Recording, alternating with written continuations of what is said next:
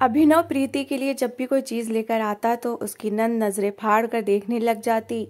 तो उसकी सास प्रीति से वो चीज़ लेकर अपनी बेटी को दे देती और कहती कि अभिनव को मत बताना। इसी तरह एक दिन अभिनव सोने की चेन लेकर आया तो नंद ने बवाल मचा दिया कि मुझे गरीब घर में ब्याह दिया है जो मुझे कुछ नहीं लेकर देता। तो सास ने प्रीति से वो भी लेकर नंद को दे दी और अगले दिन जब अभिनव ने प्रीति की गर्दन खाली देखी तो सास बोली ये सारी चीज़ें अपनी बहन को दे आती है और नंद फौरन अपने घर चली गई। तो प्रीति ने अभिनव को सच्चाई बता दी और वो फौरन नंद के घर गए तो वहां पर खाने में क्या बना है। प्रीति के मोबाइल पर मैसेज आया, वो मुस्कुरा दी। अभिनव का मैसेज था, आलू गोभी बनाया है। प्रीति ने हांडी में चम्मच हिलाते हुए अभिनव को जवाब दिया। वो जानती थी दूसरी तरफ अभिनव का मुंह बन गया होगा। बस फिर आज खाना मत खाना, मैं बाहर से खा लूंगा और आते ही समय तुम्हारे लिए भी बर्गर ले आऊंगा। तुम्हें बहुत पसंद है ना, और मुझे पता है तुम आलू गोभी नहीं खाती। अभिनव की बात पर प्रीति के होठों पर मुस्कुराहट भी खर गई। सच में आलू गोभी बनाते समय उसका दिल खराब हुआ जा रहा था। भूख लगी है भाभी, खाना बन गया है क्या?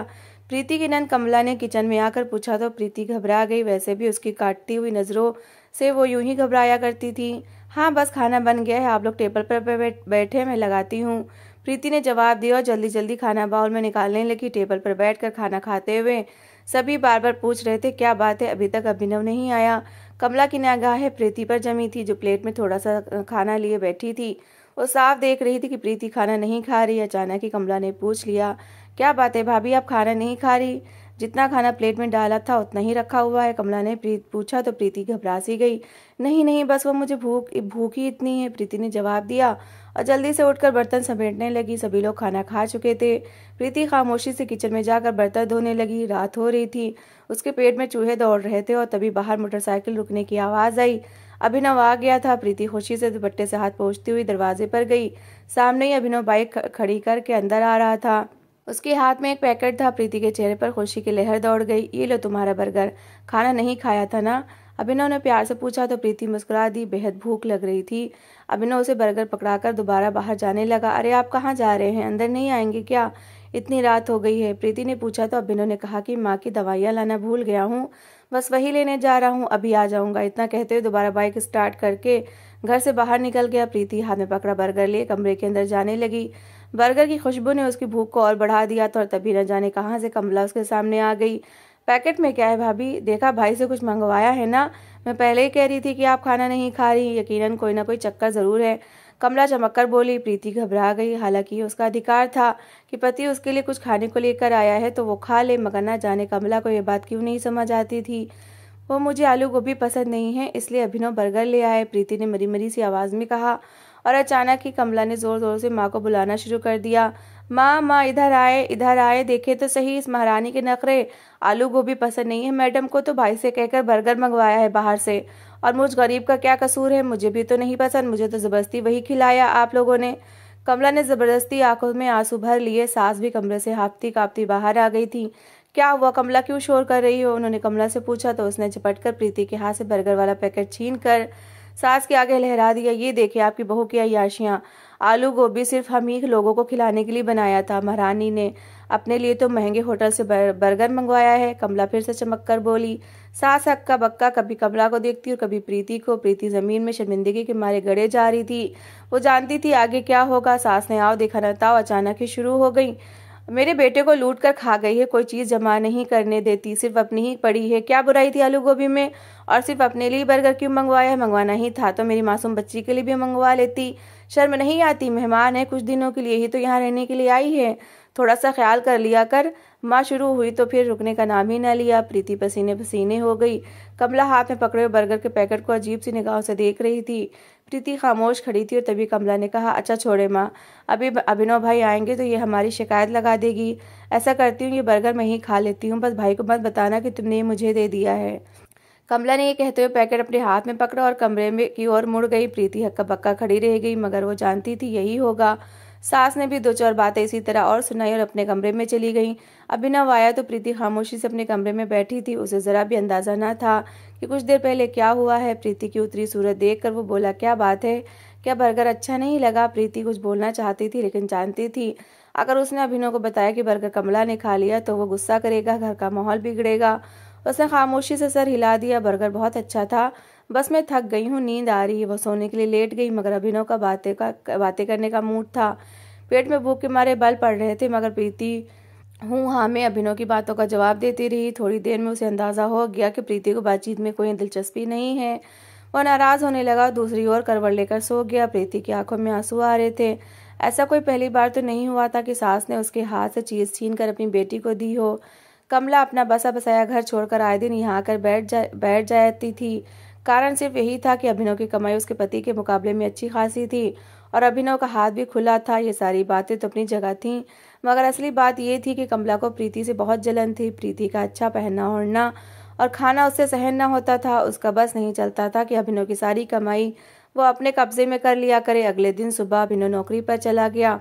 प्रीति खामोशी से नाश्ता बना रही थी जब कमला गुनगुनाते हुए किचन में आई।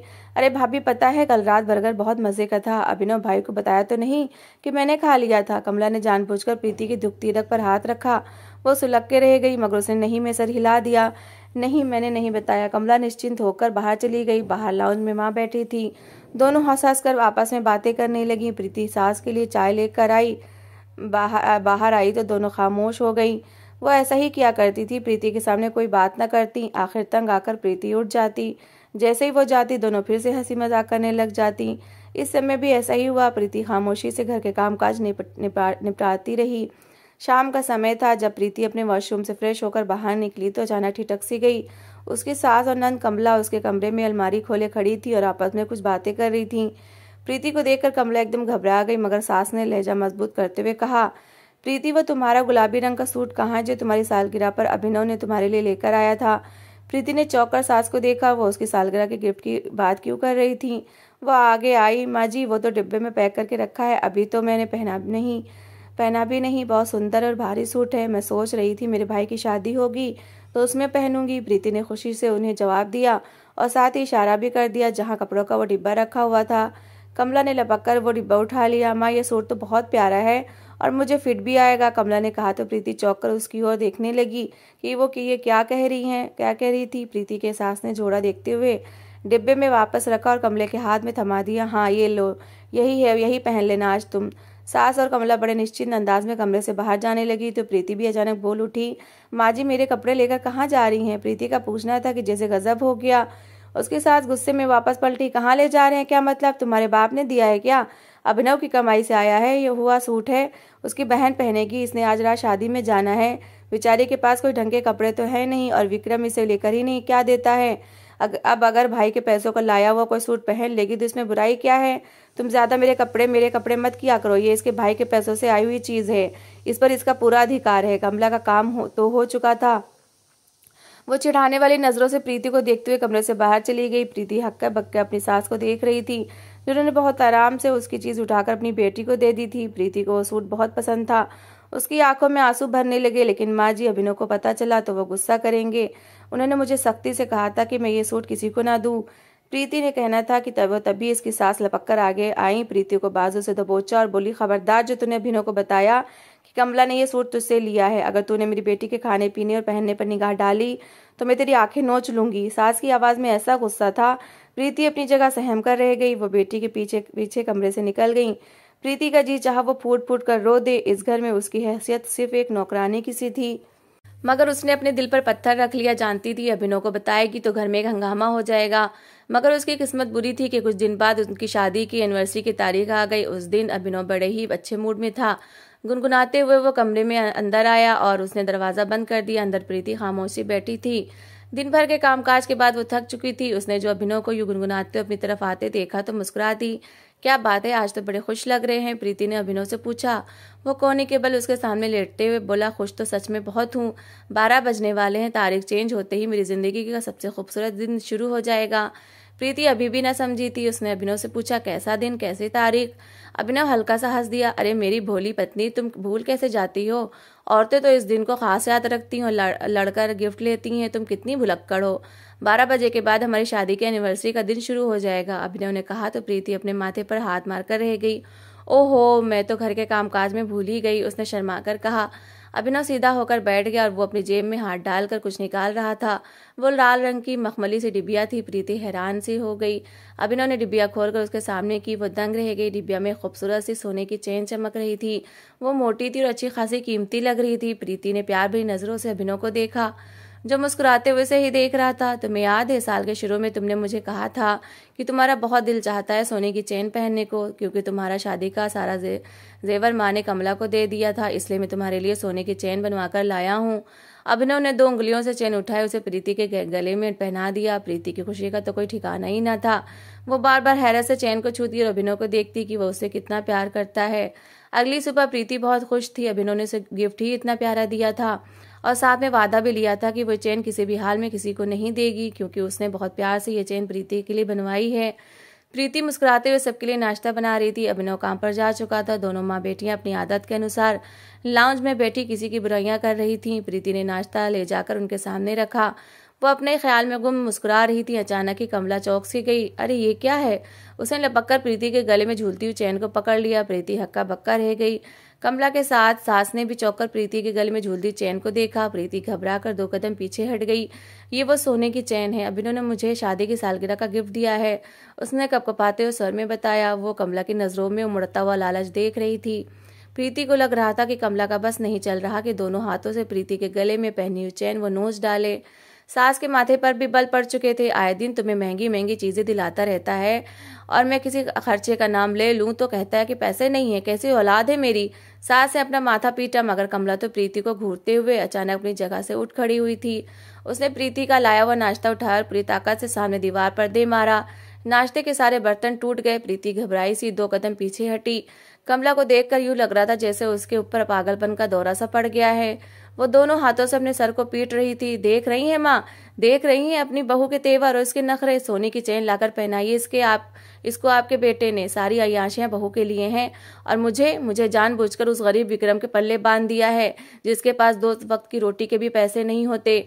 जब भी उसे कोई चीज दिलाने की फरमाइश करो तो उसका एक ही रोना होता है कि अभी पैसे नहीं है, अभी धीरज कर लो। मैं नहीं जानती, मुझे सोने की चेन चाहिए अभी और इसी समय। कमला सोफे पर गिरकर ऊंची ऊंची आवाज में जोर शोर मचाने लगी थी, साथ ही साथ रो रही थी और प्रीति की और भी यूं देख रही थी जैसे दोनों हाथों से उठकर उसका चेहरा नोच डालेगी। प्रीति कांपते हुए 2 कदम पीछे हट गई। उसकी सास भी बौखला गई थी। वो कमला को खामोश करवाने की कोशिश कर रही थी, मगर कमला तो हापे से बाहर हुई जा रही थी। माँ, मैंने आपसे कहा था मुझे सोने की चेन बनवा दे, इस पर मेरा अधिकार है, इस घर की बेटी मैं हूँ। ये तो बाहर से आई है, मुझे ये चैन चाहिए बस। वो बुरी तरह से मचल रही थी। उसने चीजें उठाकर फेंकनी शुरू कर दी। प्रीति की सास जल्दी से अपनी जगह से उठ खड़ी हुई और प्रीति की ओर पलटी। ला दे ये चैन, उतार कर मुझे दे जल्दी से। देख रही है कमला की तबीयत खराब हो रही है, तुझे बड़ा गले में चेन पहनने का शौक है। वो दुखों की मारी अगर कोई चीज मांग लेती है तो देर मत किया कर, ला जल्दी दे। सांस लपक कर प्रीति की ओर बढ़ी। प्रीति ने दोनों हाथ अपनी गर्दन पर रख लिए।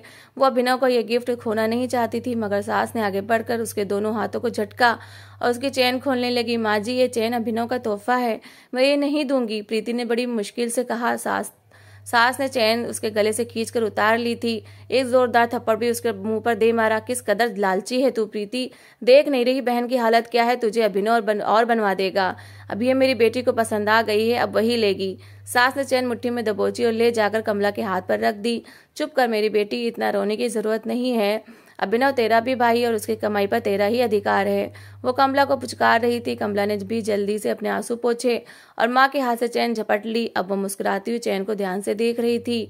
प्रीति रोते हुए वहीं खड़ी थी। कमला को अब सुकून मिल गया था और चैन उठाकर अब अपने कमरे में जाने की तैयारी कर रही थी।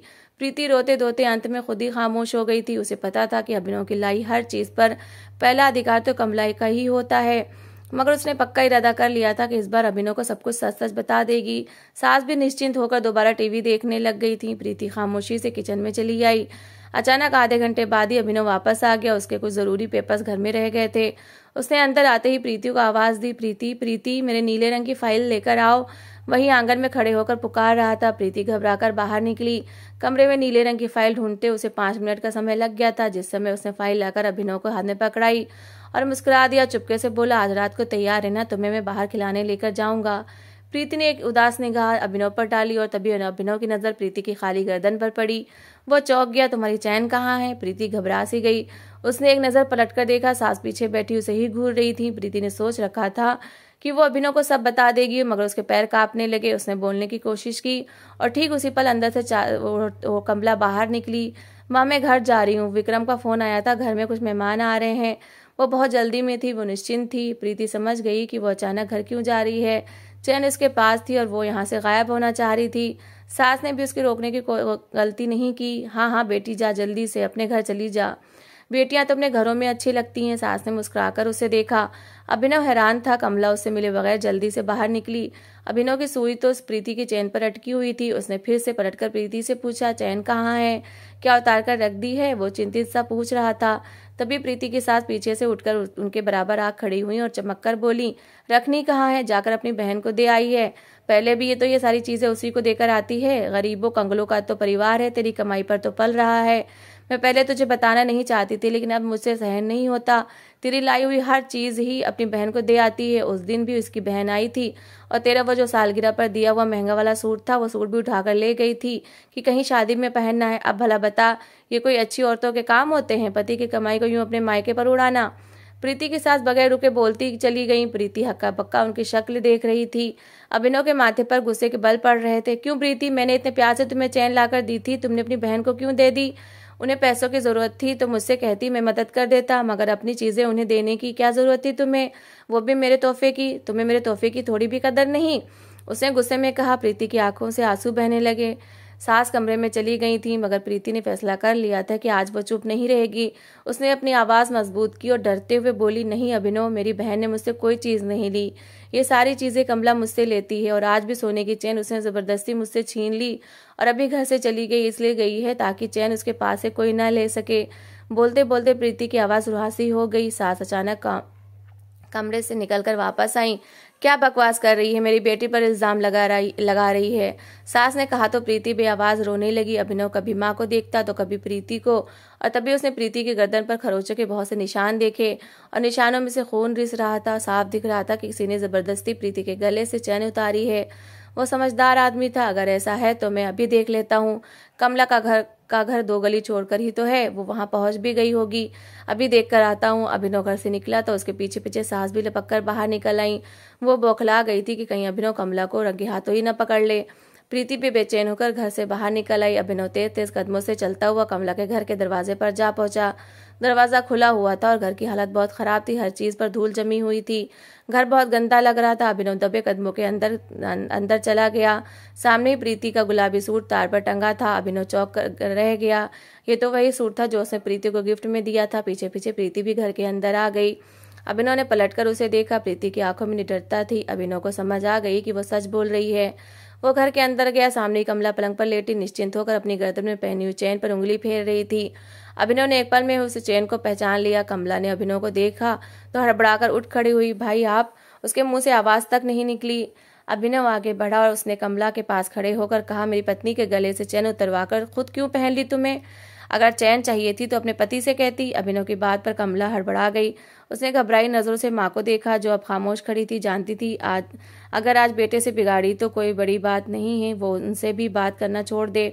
अचानक उन्होंने पैतरा बदल लिया। हाँ कमला, बोल क्यों नहीं रही? प्रीति से चैन ली तूने? कमला हक्का बक्का रह गई। प्रीति ने भी अचानक सास के तेवर बदलते देखे तो मुस्कुरा दी। वो जानती थी अभिनव गुस्से का तेज है। अभिनव ने हाथ आगे बढ़ाया। मेरी पत्नी के चैन वापस करो और आइंदा अगर तुमने प्रीति की कोई चीज लेने की कोशिश की तो मुझसे बुरा कोई नहीं होगा। आज के बाद मेरे घर में कदम मत रखना। ऐसे चोरों की मेरे घर में कोई जगह नहीं। अभिनव नफरत भरे स्वर में कह रहा था और कमला ने कांपते हाथों से चैन खोलकर अभिनव के हाथ पर रख दी। अभिनव ने प्रीति का हाथ पकड़ा और एक नफरत भरी निगाह कमला पर डालता हुआ घर से बाहर निकल गया। पीछे पीछे सास भी बाहर निकलती चली गई। कमला पैर पटकते हुए वहीं पर अपने घर में बैठी रोती रह गई। जानती थी एक चैन के लालच में उसने भाई के घर के ऐशो आराम से हाथ धो लिया था। तो दोस्तों इस कहानी को लेकर आपकी क्या राय है कमेंट बॉक्स में ज़रूर बताएं। और अगर आपको हमारी आज की कहानी अच्छी लगी हो तो प्लीज़ लाइक ज़रूर करें। अगर आपने अभी तक हमारे चैनल को सब्सक्राइब नहीं किया तो ज़रूर कर लीजिए। तो मिलते हैं ऐसी ही एक मोटिवेशनल कहानी के साथ। Thanks for watching.